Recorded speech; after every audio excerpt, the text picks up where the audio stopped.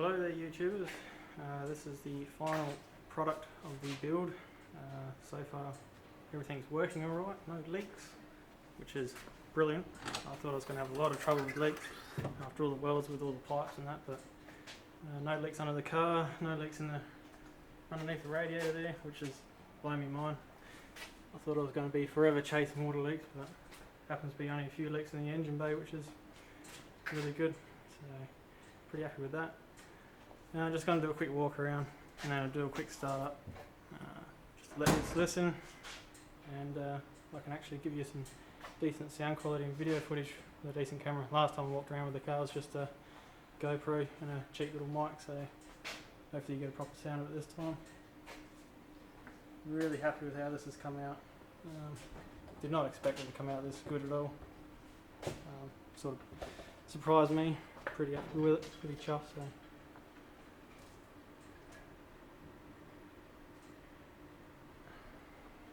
It's a V8 3-core radiator in the back. Same as what you'd throw in these things, exactly the same radiator as what's in that, so plenty of cooling capacity. A couple of 14-inch thermo fans underneath here.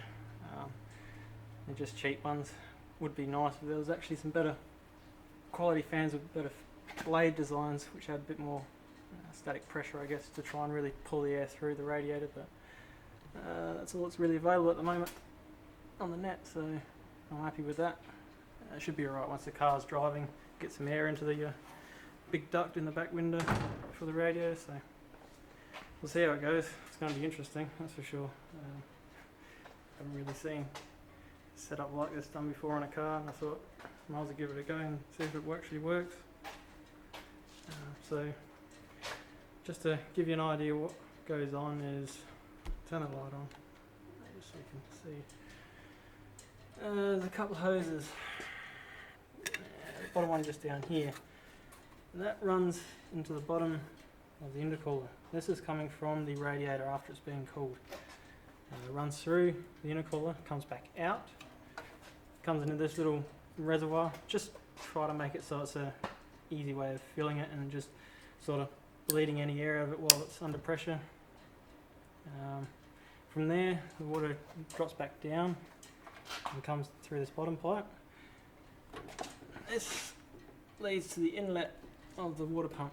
A bit hard to see under there, but I think you just get the idea anyway. So that goes into the inlet of the mechanical water pump. Once it goes through the motor, it comes back out, a couple of bleeders, a couple of sensors, back into another reservoir. Just any micro air bubbles that get caught, hopefully sort of get trapped in here, and under pressure you can just quickly release that and just try and bleed a little bit of air off into the overflow bottle. And then from there the pipe goes back under the car and back to the radiator. Also in the back, you've probably seen the other videos that I've fitted a Davies Craig electric water pump, so this sort of tries to help circulate the air a little bit. It is just sitting under there, it's a bit hard to see it, but there is one sitting under there. There are the water pipes going there. That's where it mounts through the floor. Pretty surprised how it's all come out. It's just a bit stunned still at the moment, even working on it and making it all. At the moment, I've had a bit of ignition troubles. The last couple of months, been having troubles with this plasma ignition.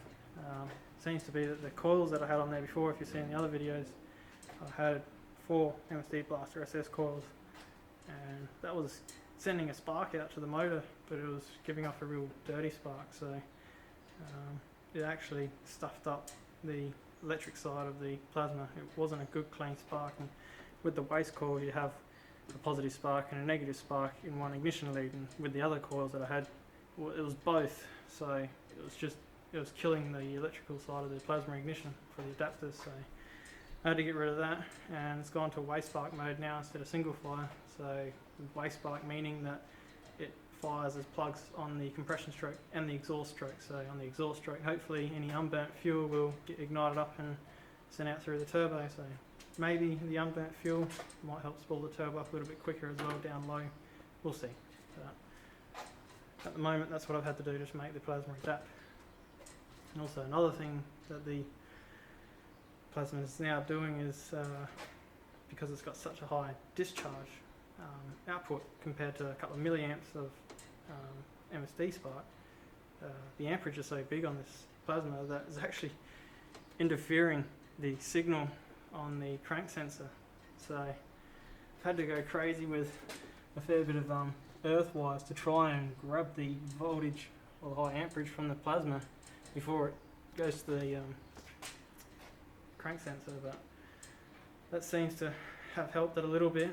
And also I've had troubles with the boost controller. It freezes like halfway between dyno runs, so it's been a real headache to try and make sure, try and eliminate any possibilities that that's not going to happen again, because that's absolutely the last thing you need happening on a dyno pool is boost controller just dying, and yeah, the boost pressure just goes sky high through the roof until something blows, turbo or intercooler pipe or a fucking rod. So we'll see how it goes, but at the moment just waiting for some voltage stabilizers to try and get the voltage under control in the engine block, because it's just ridiculous. So I think that's the main issue with it, so we'll see what happens. Yeah, from there, what else I can show you? Blow hours mounted down there, little fan, the oil cooler, 30 row, sorry, 16 row. Power steering cooler, you've seen probably all in the photos before.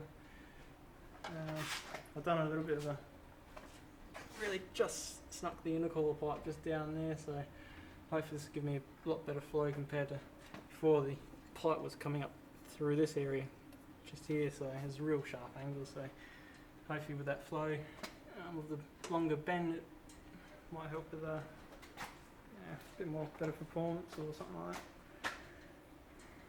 that. There's not much else I can really show you on this. I think you've seen it all really in other videos and photos and that. Yeah, it's just been a headache, this car. So motor's been out a few times. The first time we started the car up, the head didn't get any oil to it, so destroyed the head for the first time. So motor's been out, and the gearbox has been out as well, back and forth, just due to when we done the CA to RB25 box, the welded bell housing from the CA onto the RB box wasn't square, so that stuffed up fourth gear kept popping out every time you take your foot off the throttle, so on the dyno. So yeah, it's been a headache, this car, but I think we're nearly there. So start it up and give you a listen anyways.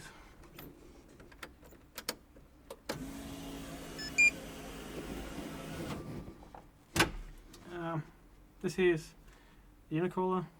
I've got a couple of temperature sensors on there just to monitor the temperature of it. So obviously with this water to air intercooler setup that I've done, I definitely don't want to be getting too high of water temp. So if something's gone wrong, whether I've blown a hose or something like that, and things start getting hot for some reason, well, at least it's going to tell me to back off straight away. So yeah, it's just a monitoring thing. What do we got? Water, oil, and oil temp, oil pressure, oil temp, volts. Down here, it's a bit hard to see, but it's a bit of a mess. MSD just for, that's the plasma waste spark, and ultronic ECU in the back there. I'll have to go over this car again with the electricals, but just tidy it all up. Water pump controller for the Davis Craig water pump. Got a reservoir for the handbrake. Yeah, hydraulic handbrake. That's tapped into the rear brakes only, so hopefully don't get any interference with the foot pedal brake when you rip it up. So I was going to throw a couple of taps in here so I can actually use the foot brake. I have the foot brake line come through here, have the tap on, that'll go to the rear brake. I could have another tap mounted here, which I can close off to stop any pressure coming back into the handbrake. So if I wanted to go circuit racing or something like that, I can just use a foot brake like normal. And if I want to go drifting, it's a matter of just closing the tap off to the master cylinder and opening the tap up just the handbrake, and then you just have the rear brakes only. That didn't work. The taps were no good, and yeah, they just leaked through the actual tap itself. All the connectors were good, but yeah, that was no good. So, anyways.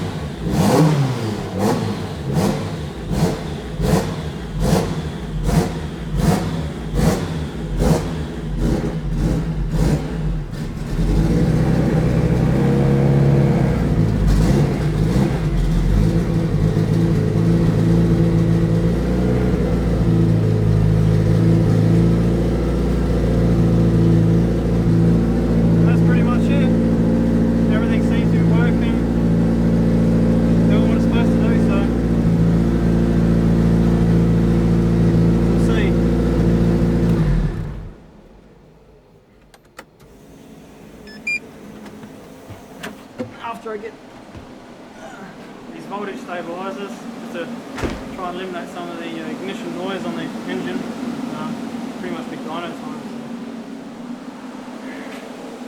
was hoping next week, but I really want to make sure these stabilizers, voltage stabilizers come early next week, so I can get them in and run it again and make sure everything's doing what it's supposed to do, because last thing you need to be doing, taking a car down, 2-hour trip down there on the dyno and yeah, something's failing on you. So I'll make sure it's right this time. Last couple of times I sort of get down there and it's like things are failing, so I really want to make sure everything's right this time. So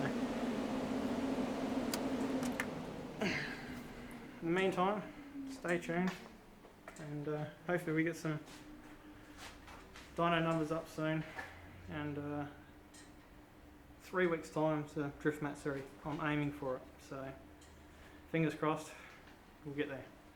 Alright, catch ya.